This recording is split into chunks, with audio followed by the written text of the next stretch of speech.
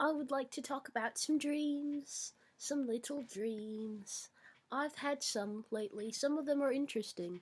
So, in one of them, um, I was like, this one is short. So I was just like, I powered on my Game Boy Color, and then I powered on my Nintendo 3DS, and I was playing both at the same time. And I told my mom that I was playing two video games at the same time, and she got annoyed. She thought that was stupid. So that was just one. That one isn't that interesting. There was another one where I last night I was having a dream where I was arguing with my mom through the wall at my dad's house. Like apparently I was sleeping when I was supposed to be doing the dishes, so she was yelling at me because I I couldn't go home until I did the dishes. So it was frustrating.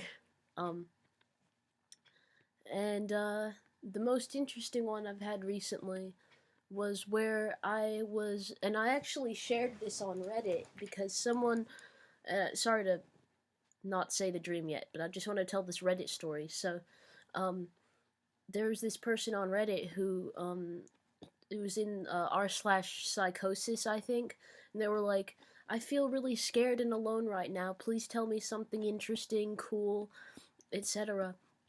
So I told them my dream story because, you gotta help out the little psychotic peoples. They be suffering. So, um, naturally I was like, I gotta help. So I told them my dream. And this is the dream.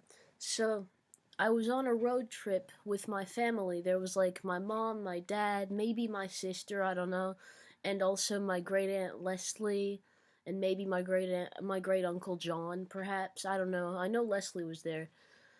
Um, but yeah, some of my family, my closest family members. And I don't know how all of us fit in the car. Somehow we did. I don't think that's realistic. I don't think we could all fit in the car in real life, considering, well, not to talk shit, but I think I'm like the least fat person in my family, and the rest of them are rather overweight. Sorry guys, I love you. I love you guys so much, but it's true. I mean, you can't deny reality. So I'm just saying it would be hard for us all to fit in the car, you know? Peace and love and all that, but yeah. I'm not fat phobic, but it's not fat phobic to acknowledge that someone's fat. Like that's uh that's silly, It's silly to insinuate that. Anyway, let's not focus on that so much. That's not the fucking point of the story. So yeah, we were all in the car, we were on a road trip, and we finally made it to our destination. And it was like this uh sort of like a zoo, but instead of like having outside enclosures and stuff like that, it was only inside, and it was a bit like a pet store, um because it was all just smaller animals in cages or terrariums or tanks, etc. And yeah, so it was reminiscent of a pet store in that one, there was only smaller animals, not these big zebras or lions or anything like that. And two, um, you could actually touch some of the animals, much like you can in certain pet stores. Like I've gone to lots of pet stores where they let you play with the animals a bit, because apparently it makes them more friendly towards humans and stuff. And I love those types of pet stores. You can just go in there for fun, and just play with animals, and yeah, it's a delight. So this zoo type place, this little mini animal zoo, you could play with the animals a bit. So I got out some hamsters, and they were super cute, as hamsters are, adorable little guys. And I held them in my hands and stuff. I had a few hamsters, and I showed them to my family, and they were all freaking out. They were like, "What the hell? How is that allowed? How can you do that? In what world are you allowed to play with animals, like in the zoo or whatever the fuck this place is? Like, how are you allowed to do that?" And I was just watching them freak out for a bit, and then it kind of dawned on me that this was a dream, because I often have lucid dreams, so this was a lucid dream for me. And I was like, I interrupted them, and I was like, guys, I can do this because it's a dream. This is a fucking dream, you know? This isn't real. I'll prove it. I will prove it. And so I went up to my dad, and I held out my hand, and I made it phase through his stomach like a ghost, you know, like a ghost passing through solid objects. I just put my hand through his stomach, and so everybody was convinced that it was a dream. They believed me. But then there was this guy who was not a part of my family. He just randomly showed up somehow. It was this black guy. He was like a skinny black guy, kind of, I think he was bald and probably gay, like he had gay vibes. I don't know why, but I don't know. He just seemed a bit gay and stuff.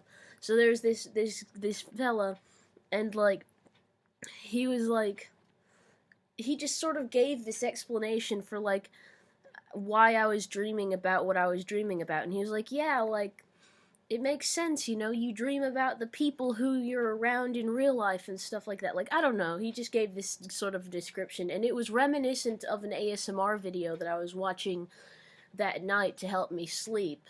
That was about this. The ASMR video was by Ephemeral Rift, and it was about this psychologist. It was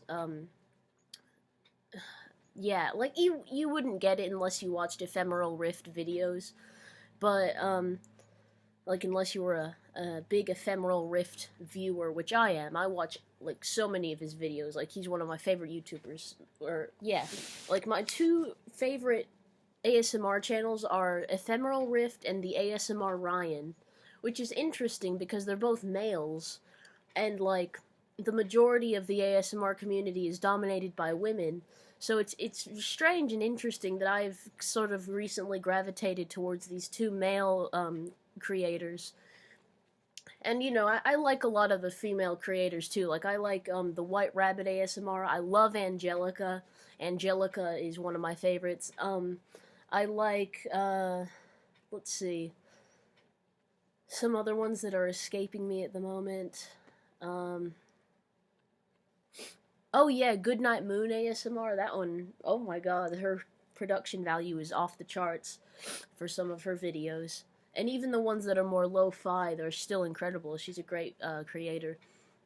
So yeah, I like a lot of female ASMR artists, but also my favorites. My favorites are still Ephemeral Rift and the ASMR Ryan, because I love their personalities, and I love their creativity and stuff, you know?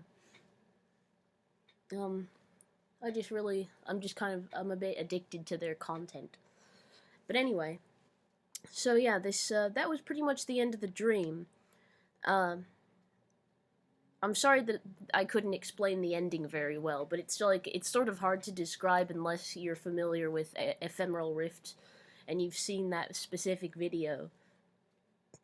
So it's hard to kind of like explain how it's similar to what I was watching that night, but it's interesting that like my conscious memories were influencing my unconscious dreaming stuff, you know? But it's funny that, like, the family members, the actual family members, like, forget about that black, gay, bald guy, and remember, like,